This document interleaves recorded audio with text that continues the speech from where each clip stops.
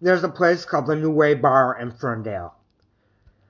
The last night that the old owners had it was the only time that I've ever played a concert there, right? Basically what ended up happening is an out of area band from the state ended up contacting me, letting me know that they were going to be playing a show there. And they did that because they knew I was running the magazine, running the zine, all that. That's the way that they got in contact. They put us on as only locals.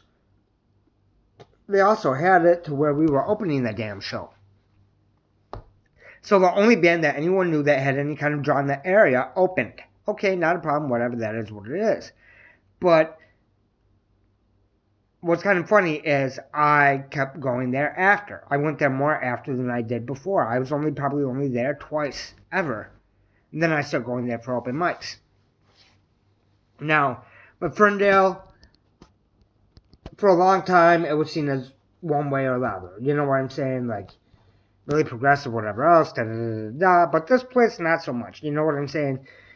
I'm not getting political. I'm just saying flat out kind of what it was. It was an outlier and within the area, even when I went there to play the show. Now, when I went to play the concert there, we didn't stay the whole night. Why didn't we stay the whole night? Because my ex wanted to go hang out with her family, which we did every weekend that we weren't playing a show. And this weekend we happened to be playing one. And she's still like, no, we're leaving.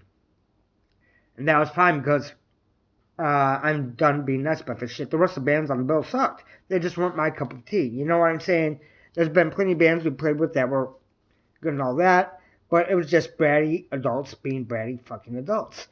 Now, you know, you would think that the ownership of the bar would actually give someone a shit and give some kind of send-off, you know, and maybe make a little bit more money on that last night. I mean, that's personally what the fuck I do. But, you know, not everyone's thinking like me, built like me, whatever the fuck. So, you know, you might think, oh, I had all these great times at a place, but just don't expect for it to always go out with a huge bang like you expect. Sometimes things will go out with a whimper, and then they go on to become something else. That place doesn't do crazy shows anymore. I think that they do maybe some acoustic shit, and then because they don't have enough of a draw on Tuesdays, they do a comedy open mic and put about probably 20 to 40 open mic comics on stage.